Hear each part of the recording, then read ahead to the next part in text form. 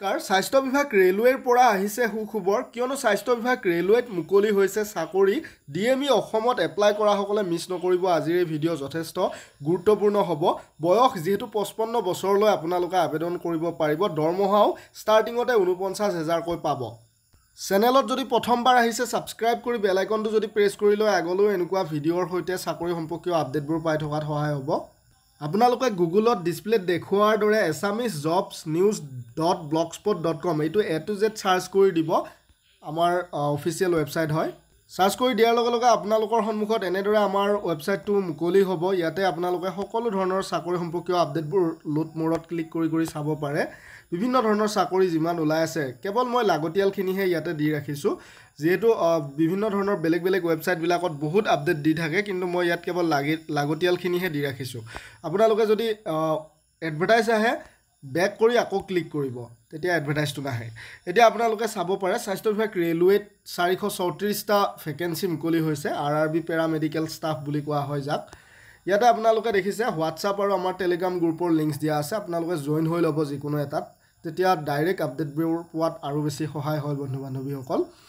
কি পোষ্ট আছে আপোনালোকে যদি চাই 434 পোষ্ট আছে যেহেতু নাৰ্সিং সুপাৰিনটেন্ডেন্ট যত বিএসসি নাৰ্সিং বা জিএনএম পাস সকলে আবেদন কৰিব পাৰিব 272 পোষ্ট আছে ডায়ালাইসিস টেকনিশিয়ানৰ 4টা পোষ্ট আছে হেলথ এণ্ড মেলেৰিয়া ইনস্পেক্টৰৰ গ্ৰেড 2 33টা পোষ্ট আছে ফাৰ্মাসিষ্টৰ 105টা পোষ্ট আছে ৰেডিওগ্ৰাফাৰ এক্সৰে টেকনিশিয়ানৰ 4টা ইচিজি টেকনিশিয়ানৰ 4টা লেবৰেটৰী এসিস্ট্যান্ট গ্ৰেড 2 12টা পোষ্ট আছে টোটাল 434টা কিন্তু আমাৰ আৰআৰবি গুৱাহাটীত 12টা পোষ্ট আছে বন্ধু বান্ধৱীসকল বেছি পোষ্ট নাই আপোনালোকে 7 সিপিসিৰ অধীনত জনিংতে ৪৯,০০০তকৈ অধিক স্যালাৰি লাভ কৰিব ইয়াতে দেখিছে বয়স কি পোষ্টৰ বাবে কিমান হ'ব লাগিব কেৱল নাৰ্সিং সুপাৰিনটেন্ডেন্ট অৰ্থাৎ জিএনএম বিএসসি নাৰ্সিং পাস সকলে ষ্টেট নাৰ্সিং কাউন্সিলত ৰেজিষ্টাৰ হ'ব লাগিব কিন্তু আপোনালোকে 55 বছৰলৈ আবেদন কৰিব পাৰিব যদি পিডব্লিউবিডি হয় ৰিজাৰ্ভেশন মিলাই তেনে ক্ষেত্ৰতহে পাৰিব নহলেতো 45 বছৰে লাষ্ট হয় এসসি এসটি ৰিজাৰ্ভেশন মিলাই বা ওবিসিৰ 43 এনেদৰে কি পোষ্টৰ বাবে কিমান বয়স লাগে দিয়া আছে আপোনালোকে চাই ল'ব ইয়াতে আৰু কোৱালিফিকেশন বিলাকো আমি ইয়াতে দি ৰাখিছো দেখিছে ধুনিয়াকৈ আপোনালোকে আমাৰ অফিচিয়েল ৱেবছাইটত আহিয়ে চাব পাৰিব অফিচিয়েল এডভাৰটাইজমেন্ট ডিটেইলছৰ লিংকছো আমি ইয়াতেই তলত দি ৰাখিছো বন্ধু বান্ধৱীসকল আপোনালোকে আমাৰ ৱেবছাইটটোত ডেসক্ৰিপচনত দিয়া লিংকছ বা আমাৰ টেলিগ্ৰামত জয়েন হ'লেও পাব টেলিগ্ৰাম বা হোৱাটছআপ য'ত জয়েন হ'লেও আপোনালোকে লাভ কৰিব আমি এইভাবে